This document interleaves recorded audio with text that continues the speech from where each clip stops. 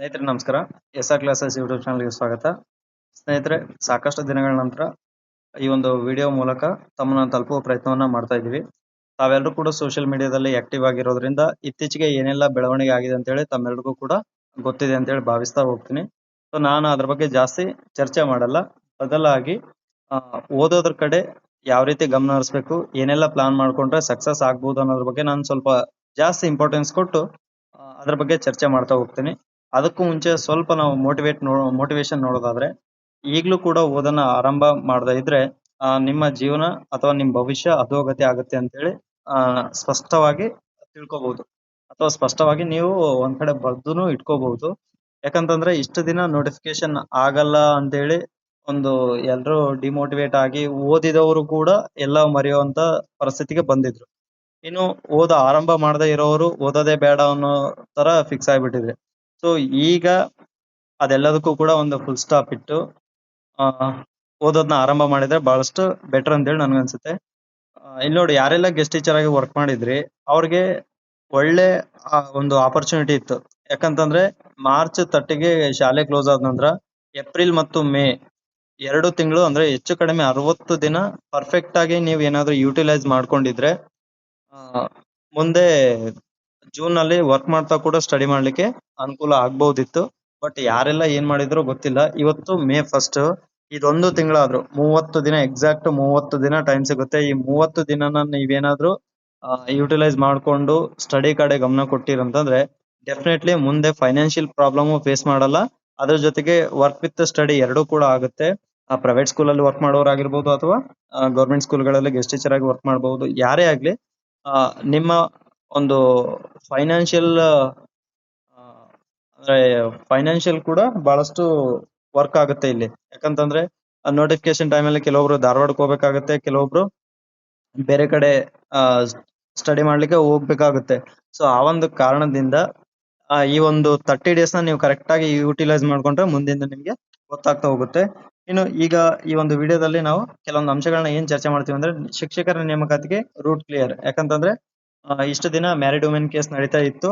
So ಅದ್ರ ಬಗ್ಗೆ ಸ್ವಲ್ಪ ಚರ್ಚೆ ಮಾಡ್ತಾ ಹೋಗ್ತೀನಿ, ಜಸ್ಟ್ ಮೆಲ್ಕು ಆಗ್ತಾ ಹೋಗ್ತೀನಿ. ಅದಾದ ನಂತರ 4-5 ತಿಂಗಳಲ್ಲಿ ಶಿಕ್ಷಕರ ನೇಮಕಾತಿ ಪೂರ್ಣ ಆಗುತ್ತೆ ಅಂತಂದು ರೀಸೆಂಟ್ ಆಗಿ ಮೊನ್ನೆ ಶಿಕ್ಷಣ ಸಚಿವರು ಹೇಳಿರೋದನ್ನ ಕೂಡ ನಾವು ನೋಡ್ತಾ ಹೋಗ್ತೀವಿ.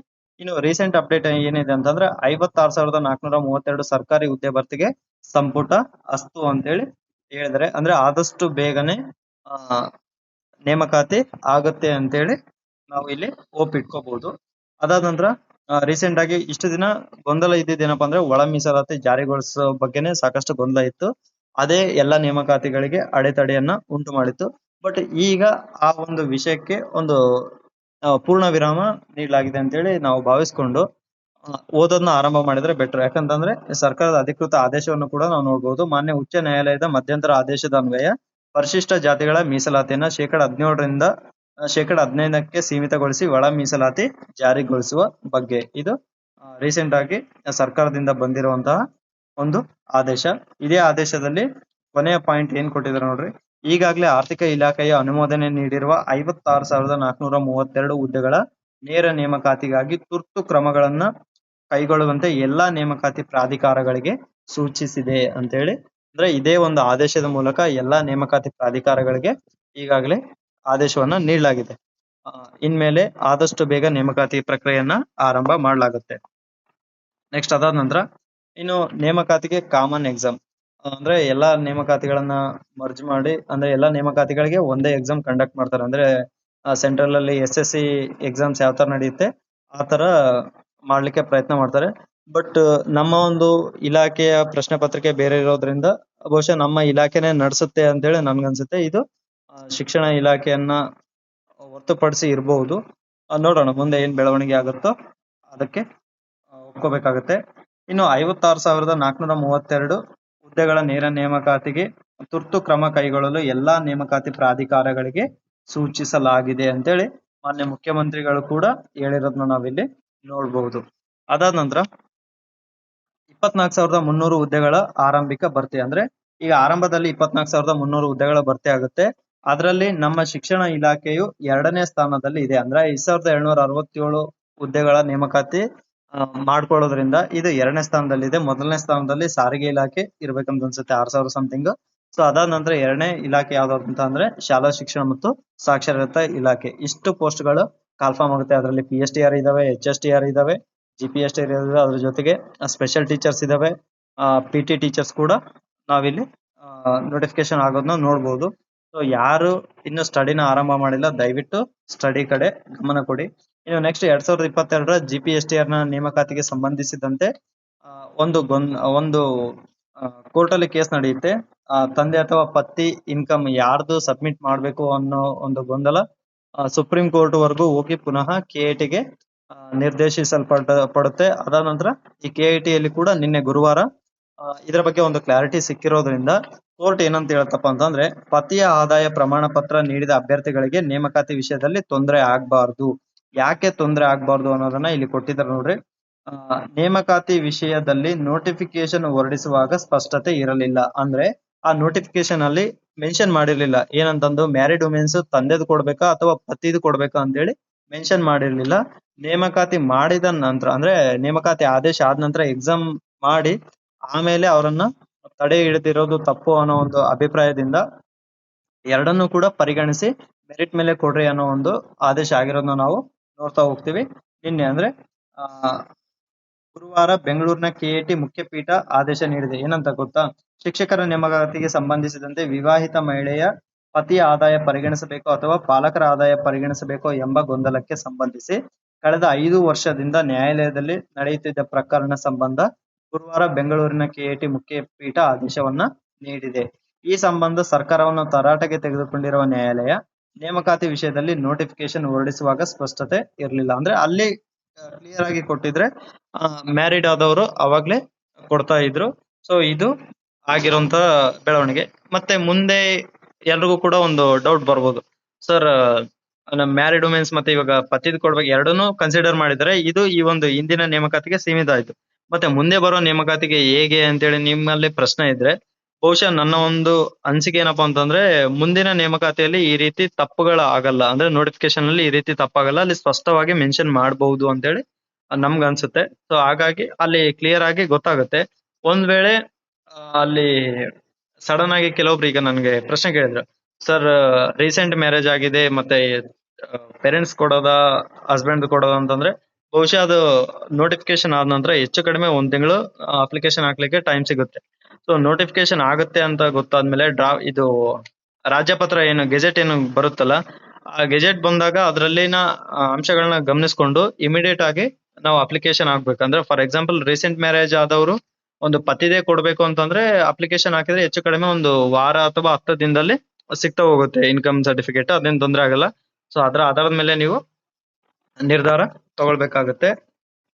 ಸೊ ಈಗ ಅದ್ರ ಬಗ್ಗೆ ಚರ್ಚೆ ಮಾಡೋದು ಬೇಡ, ಮುಂದಿಂದು ನೋಟಿಫಿಕೇಶನ್ ಆದ ನಂತರ ನೋಡೋಣಂತೆ. ಬಟ್ ಈಗ ಏನಿದ್ರು ಕೂಡ ಸ್ವಲ್ಪ ಸ್ಟಡಿ ಕಡೆ ಗಮನಿಸ್ರಿ ಅಂತೇಳಿ ನನ್ನ ಒಂದು ಅಭಿಪ್ರಾಯ. ಈಗ ಓದ್ಲಿಕ್ಕೆ ಕೆಲವೊಂದು ಸಲಹೆಗಳನ್ನ ನಾನು ಕೊಡೋದೇನಪ್ಪ ಅಂತಂದ್ರೆ, ಫಸ್ಟ್ ಸ್ಟಡಿ ಪ್ಲಾನ್ ನ ಮಾಡ್ಕೊಳ್ರಿ. ಸ್ಟಡಿ ಪ್ಲಾನ್ ಇಲ್ದೆ ಏನು ಮಾಡಕ್ಕಾಗಲ್ಲ ನೋಡ್ರಿ. ಯಾವುದೇ ಒಂದು ಕಾರ್ಯಾಚರಣೆ ಕೈಗೊಳ್ಬೇಕಾದ್ರೆ ಅಥವಾ ಏನೇ ಒಂದು ವರ್ಕ್ ಮಾಡ್ಬೇಕಾದ್ರೆ ಅದಕ್ಕೆ ಪ್ರಾಪರ್ ಪ್ಲಾನ್ ಇರ್ಬೇಕು. ಪ್ಲಾನ್ ಇಲ್ಲಪ್ಪ ಅಂತಂದ್ರೆ ಅರ್ಧ ಫೇಲ್ಯೂರ್ ಅಲ್ಲೇ ಆಗುತ್ತೆ. ಸೊ ವಿತೌಟ್ ಪ್ಲಾನ್ ನಾವ್ ಎಲ್ಲೂ ಹೋಗ್ಲಿಕ್ಕೆ ಸಾಧ್ಯ ಇಲ್ಲ, ಅಂದ್ರೆ ಯಾವುದೇ ಸಕ್ಸಸ್ ಆಗ್ಲಿಕ್ಕೂ ಸಾಧ್ಯ ಇಲ್ಲ. ಆ ಒಂದು ಕಾರಣದಿಂದ ಫಸ್ಟ್ ಏನ್ ಮಾಡ್ಕೋಬೇಕು, ಪ್ಲಾನ್ ಮಾಡ್ಕೋಬೇಕು. ಆ ಪ್ಲಾನ್ ಯಾವ್ದ್ರ ಬೇಸಲ್ಲಿ ಇರ್ಬೇಕಂತಂದ್ರೆ, ಫಸ್ಟ್ ಟೈಮ್ ನ ಪ್ಲಾನ್ ಮಾಡ್ಕೊಳ್ರಿ. ಟೈಮ್ ಮ್ಯಾನೇಜ್ ಮಾಡೋದಲ್ಲ, ಟೈಮ್ ನ ನಾವು ಪ್ಲಾನ್ ಮಾಡ್ಕೋಬೇಕು. ಯಾಕಪ್ಪ ಅಂತಂದ್ರೆ ಎಲ್ರಿಗೂ 24 ಅವರ್ಸ್ ಯಾವ ತರ ಇದೆನೋ ನಮಗೂ 24 ಅವರ್ಸ್ ಅಷ್ಟೇ ಇರುತ್ತೆ. ಅವ್ರಿಗೆ ಜಾಸ್ತಿ ನಮ್ಗೆ ಕಡಿಮೆ ಇರಲ್ಲ. ಸೊ ಆ 24 ಅವರ್ಸ್ ಅಲ್ಲಿ ನಾವು ಎಷ್ಟು ಟೈಮ್ ಕೊಡ್ಬೋದು, ಟೈಮ್ ನಮಗ್ ಕೊಡೋದಲ್ಲ, ನಾವು ಟೈಮ್ಗೆ ಎಷ್ಟು ಕೊಡ್ಬೋದು, ಎಷ್ಟು ಸಿಗ್ಬೋದು ಅನ್ನೋದನ್ನ ಚರ್ಚೆ ಮಾಡ್ಕೋಬೇಕು. ಯಾಕಂತಂದ್ರೆ ಅನ್ನೆಸೆಸರಿ ಕೆಲಸಗಳಿಗೆ ನಾವು ಜಾಸ್ತಿ ಟೈಮ್ ಕೊಡ್ತಾ ಇರ್ತೀವಿ. ಸೊ ಅದಕ್ಕೆ ಕಡಿವಾಣ ಆಗ್ತಾ ಬರ್ಬೇಕು. ಫಾರ್ ಎಕ್ಸಾಂಪಲ್ ಇನ್ಸ್ಟಾ ಜಾಸ್ತಿ ಯೂಸ್ ಮಾಡ್ತಾ ಇದ್ದೀರಾ, ಇನ್ಸ್ಟಾನ ಅನ್ಇನ್ಸ್ಟಾಲ್ ಮಾಡಿ. ಅಥವಾ ಬೇರೆ ಯಾವ್ದೋ ಆಪ್ ಗಳನ್ನ ಜಾಸ್ತಿ ಯೂಸ್ ಮಾಡ್ತಾ ಇದ್ರ, ಅವುಗಳಿಗೆಲ್ಲ ಸ್ವಲ್ಪ ವಿದಾಯ ಕೊಟ್ಟು ಕೆಲವೊಮ್ಮೆ ಫ್ಯಾಮಿಲಿ ಪ್ರೋಗ್ರಾಮ್ಸ್ ಗಳಿಗೆ ಅಥವಾ ಬೇರೆ ಬೇರೆ ಫಂಕ್ಷನ್ ಗಳಿಗೂ ಕೂಡ ಫುಲ್ ಸ್ಟಾಪ್ ಕೊಡೋದು ಬೆಟರ್ ಅಂತ ಹೇಳಿ ಅನ್ಸುತ್ತೆ. ಯಾಕಂದ್ರೆ ಈ ಸ್ವಲ್ಪ ದಿನ ಇದು ಒಂದು ಹಂತ ದಾಟಿದ್ಮೇಲೆ ನೀವು ಫುಲ್ಲಿ ಫ್ಯಾಮಿಲಿಗೆ ಟೈಮ್ ಕೊಟ್ಟು ಎಲ್ಲದರಲ್ಲೂ ಇನ್ವಾಲ್ವ್ ಆಗ್ಬಹುದು. ಬಟ್ ಈ ಒಂದು ನೋಟಿಫಿಕೇಶನ್ ಆಗಿ ಎಕ್ಸಾಮ್ ಆಗೋವರೆಗೂ ಎಲ್ಲದಕ್ಕೂ ಒಂದಿಷ್ಟು ಕಡಿವಾಣ ಆಗ್ತಾ ಬಂದ್ರೆ ಬಹಳಷ್ಟು ಒಳ್ಳೇದಾಗುತ್ತೆ. ಫಸ್ಟ್ ನೀವು ಟೈಮ್ನ ಸೆಟ್ ಮಾಡ್ಕೊಳ್ರಿ. ಅದಾದ ನಂತರ ಟೆಸ್ಟ್ ಸೀರೀಸ್ ನ ಅಟೆಂಡ್ ಮಾಡಿ. ಈ ಟೆಸ್ಟ್ ಸೀರೀಸ್ ನ ಅಟೆಂಡ್ ಮಾಡಕ್ಕೆ ಇನ್ನ ಮುಂಚೆ ಫಸ್ಟ್ ನೀವು ಇದು ಟೈಮ್ ಬಗ್ಗೆ ಹೇಳಿದ್ನಲ್ಲ, ಯಾವ ರೀತಿ ಮ್ಯಾನೇಜ್ ಮಾಡ್ಕೋಬಹುದು ಅಂತಂದ್ರೆ, ಫಾರ್ ಎಕ್ಸಾಂಪಲ್ ಪರ್ ಡೇ ನಿಮ್ಗೆ ಎಷ್ಟು ಅವರ್ಸ್ ಟೈಮ್ ಸಿಗ್ಬಹುದು. ಸೊ 24 hours ಅಲ್ಲಿ 8 hours ನ ಪ್ಲಾನ್ ಮಾಡ್ಕೊಂಡ್ರ, ಇವಾಗ ಹೆಚ್ಚು ಕಡಿಮೆ 8 hours ಗಿಂತ ಜಾಸ್ತಿನೇ ಸಿಗ್ಬಹುದು. ಯಾಕಂದ್ರೆ ಹಾಲಿಡೇಸ್ ಇದಾವೆ, ಸ್ಕೂಲ್ ವರ್ಕ್ಸ್ ಇರಲ್ಲ. ಯಾರೆಲ್ಲ ಹಿಂದೆ ವರ್ಕ್ ಮಾಡ್ತಾ ಇದ್ರೆ ಅವ್ರಿಗೆ ಸ್ಕೂಲ್ ವರ್ಕ್ ಅವೆಲ್ಲ ಏನಿರಲ್ಲ. ಮಿನಿಮಮ್ 10 hours ಆದ್ರೂ ಇಟ್ಕೊಳ್ರಿ. Example 10 hours ಇಟ್ಕೊಳ್ರಿ. ಈ 10 hours ನ ಒನ್ ಡೇಗೆ ಮಾತ್ರ ಫಿಕ್ಸ್ ಆಗ್ಬೇಡ್ರಿ. ಥ್ರೂ ಔಟ್ 1 month, ಈಗ ಫಾರ್ ಎಕ್ಸಾಂಪಲ್ May 1st ಇವತ್ತಿಂದ 10 hours ನೀವು ಪಿಕ್ ಮಾಡ್ಕೊಂಡಿರಂತಂದ್ರೆ ಪರ್ ಡೇ, ಈ 30 days ವರೆಗೂ ಕೂಡ ಅದನ್ನ ಫಾಲೋ ಮಾಡ್ಲೇಬೇಕು. ಅನಿವಾರ್ಯ ಫಾಲೋ ಮಾಡ್ಲೇಬೇಕು, ಬೇರೆ ಆಪ್ಷನ್ ಇರಲ್ಲ. ಸೊ ಈ 10 hours ನ ನೀವು ಡಿವೈಡ್ ಮಾಡ್ಕೊಳ್ರಿ. ಅಂದ್ರೆ ಒಬ್ಬೊಬ್ರಿಗೆ ಒಂದೊಂದು ರೀತಿ ಮೈಂಡ್ ಸೆಟ್ ಇರಬಹುದು. ಅಂದ್ರೆ ಒಂದೇ ಸಬ್ಜೆಕ್ಟ್ 10 hours ಓದೋರು ಇರ್ತಾರೆ, ಅಥವಾ ಬೇರೆ ಬೇರೆ ಸಬ್ಜೆಕ್ಟ್ ನ ಮರ್ಜ್ ಮಾಡ್ಕೊಂಡು ಓದೋರು ಇರ್ತಾರೆ. ಬಟ್ ಅದು ಏನೇ ಮಾಡಿ ನೀವು ಇದರಲ್ಲಿ 2 hours ಪ್ರಾಕ್ಟೀಸ್ಗೆ ಇಟ್ಕೋಬೇಕು, ಉಳಿದಿರೋ ಅವರ್ಸ್ ಏನೋ ಸ್ಟಡೀಸ್ಗೆ ಇಟ್ಕೋಬೇಕಾಗುತ್ತೆ. ಅದಂಗೆ ನೋಟ್ಸ್ ಮಾಡ್ಕೊಳ್ಳೋರು ಇದ್ರೆ, ಒಂದ್ ವೇಳೆ ನೋಟ್ಸ್ ಮಾಡ್ಕೊಳಂಗಿದ್ರೆ ಸೀರಿಯಸ್ ನೋಡ್ರಿ. ನೋಟ್ಸ್ ಮಾಡೋದು ಕೂಡ ನೀವೇನಾದ್ರೂ ಯಾರಿಗೋ ಫೇರ್ ನ ತೋರಿಸ್ಬೇಕು ಅಂತಂದು ರೆಡ್ ಪೆನ್ ಯೂಸ್ ಮಾಡಿದೆ, ಆ ಪೆನ್ ಯೂಸ್ ಮಾಡಿದೆ ಅದೆಲ್ಲ ಜಸ್ಟ್ ಸಿಂಪಲ್ ಆಗಿ ನಿಮ್ಗೆ ಅರ್ಥ ಆದ್ರೆ ಸಾಕು. ನೀವು ಎಷ್ಟು ನೀಟಾಗಿ ನೋಟ್ಸ್ ಮಾಡಿರೋ ಅಂತಂದು ಯಾರು ನೌಕರಿ ಕೊಡಲ್ಲ. ನಿಮ್ಗೆ ಅರ್ಥ ಆಗುತ್ತಾ ಇಲ್ಲ ಅಂದ್ರೆ ನೋಟ್ಸ್ ಅಲ್ಲಿ ಇರೋ ಪಾಯಿಂಟ್ಸ್ ನಿಮ್ ತಲೆಯಲ್ಲಿ ಆದ ಇಲ್ಲ ಅಷ್ಟನ್ನ ಮಾತ್ರ ಕನ್ಸಿಡರ್ ಮಾಡ್ಲಾಗುತ್ತೆ ಎಕ್ಸಾಮ್ ಅಲ್ಲಿ. ಹಾಗಾಗಿ ನೋಟ್ಸ್ ಗೆ ಇಂಪಾರ್ಟೆನ್ಸ್ ಕೊಡೋದಕ್ಕಿಂತ ಸ್ಟಡೀಸ್ಗೆ, ಅಂದ್ರೆ ಓದಿರೋದನ್ನ ನೆನಪಲ್ಲಿ ಇಟ್ಕೊಳ್ಳೋದಕ್ಕೆ, ಅದನ್ನ ಅರ್ಥ ಮಾಡ್ಕೊಳ್ಳಿಕ್ಕೆ ಪ್ರಯತ್ನವನ್ನ ಪಡ್ರಿ ಅಂತೇಳಿ ನಾ ಹೇಳ್ತಾ ಹೋಗ್ತೀನಿ. ಅದಾದ ನಂತರ ಟೆಸ್ಟ್ ಸೀರೀಸ್ ಅನ್ನ ಅಟೆಂಡ್ ಮಾಡಿ. ನೀವು ಯಾವ ಇನ್ಸ್ಟಿಟ್ಯೂಷನ್ ಅಲ್ಲಿ ಅಟೆಂಡ್ ಮಾಡ್ತೀರಾ, ಹೇಗ್ ಅಟೆಂಡ್ ಮಾಡ್ತೀರಾ ನಿಮ್ಗಳಿಗೆ ಬಿಟ್ಟಿರೋದು. ಬಟ್ ಕ್ವಾಲಿಟಿ ಟೆಸ್ಟ್ ಅನ್ನ ಅಟೆಂಡ್ ಮಾಡಿ. ಆ ಟೆಸ್ಟ್ ಗಳು ನಿಮ್ಗೆ ನೋಡ, ಅಲ್ಲಿ ಬಂದಿರೋ ಪ್ರಶ್ನೆಗಳು ನಿಮ್ಗೆ ಎಕ್ಸಾಮ್ ಬರುತ್ತೆ ಅಂತಂದು ಹೇಳಲ್ಲ ನಾನು. ಬಟ್ ಹೆಂಗೆ ಓದ್ಬೇಕು, ಟೆಸ್ಟ್ ಅನ್ನ ಯಾವ ರೀತಿ ಅಟೆಂಡ್ ಮಾಡಬಹುದು, ಮತ್ತೆ ಟೆಸ್ಟ್ ಅಟೆಂಡ್ ಮಾಡ್ಬೇಕಾದ್ರೆ ಮೈಂಡ್ ಸೆಟ್ ಹೇಗಿರುತ್ತೆ, ಅವುಗಳನ್ನ ನೀವು ಐಡೆಂಟಿಫೈ ಮಾಡ್ಕೊಳ್ಳಿಕ್ಕೆ ಟೆಸ್ಟ್ ಸೀರೀಸ್ ನಿಮ್ಗೆ ಬಹಳಷ್ಟು ಹೆಲ್ಪ್ ಆಗುತ್ತೆ. ಅದಾದ ನಂತರ ಟೆಸ್ಟ್ ಅಟೆಂಡ್ ಮಾಡಿದ್ಮೇಲೆ ಆ ಟೆಸ್ಟ್ ಅನ್ನ ಅನಲೈಸಿಸ್ ಮಾಡ್ಕೊಳ್ರಿ. ಆ ಟೆಸ್ಟ್ ಅನಲೈಸಿಸ್ ಮಾಡಿದ್ರೆ ಮಾತ್ರ ನಿಮ್ಗೆ ಓದಿರೋದು ಒಂದಿಷ್ಟು ಪರ್ಫೆಕ್ಟ್ ಆಗುತ್ತೆ, ಮತ್ತೆ ಕ್ವಶನ್ಸ್ ಯಾವ ರೀತಿ ಫ್ರೇಮ್ ಆಯ್ತು ಅನ್ನೋದು ಗೊತ್ತಾಗುತ್ತೆ.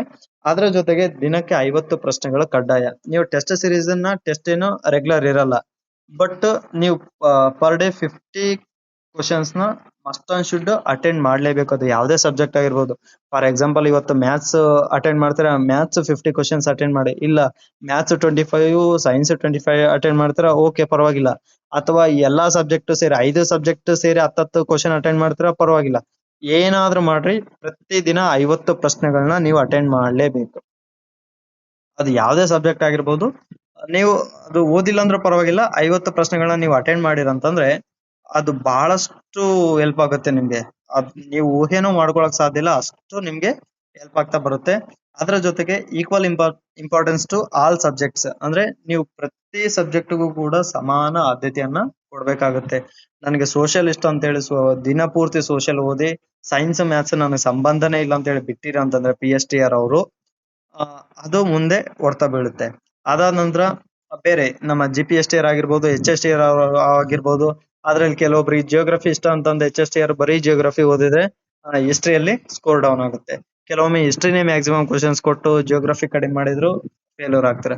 ಸೊ ಹಾಗಾಗಿ ಎಲ್ಲಾ ಸಬ್ಜೆಕ್ಟ್ ಗೆ ಈಕ್ವಲ್ ಇಂಪಾರ್ಟೆನ್ಸ್ ಕೊಟ್ಟಾಗ ಮಾತ್ರ ಸಕ್ಸಸ್ ರೇಟ್ ಜಾಸ್ತಿ ಇರುತ್ತೆ. ಸೊ ಅದ್ರ ಕಡೆ ನೀವು ಗಮನ ಕೊಡಿ. ನಮ್ ಚಾನಲ್ ಇಂದ ಎಷ್ಟು ಸಾಧ್ಯ ಆಗುತ್ತೋ ಅಷ್ಟು ಇನ್ ಮುಂದೆ ನಾವು ಕೊಡೋ ಪ್ರಯತ್ನವನ್ನ ಮಾಡ್ತಾ ಹೋಗ್ತೀವಿ. ಅಂದ್ರೆ ಟೆಸ್ಟ್ ಸೀರೀಸ್ ಆಗಿರ್ಬೋದು, ಇನ್ಮೇಲೆ ಟೆಸ್ಟ್ ಸೀರೀಸ್ ನ ಸ್ಟಾರ್ಟ್ ಮಾಡ್ತೀವಿ. ಟೆಸ್ಟ್ ಗಳನ್ನ ಕೊಡೋದಾಗಿರ್ಬೋದು, ಕ್ಲಾಸಸ್ ನ ಸ್ಟಾರ್ಟ್ ಮಾಡೋದು.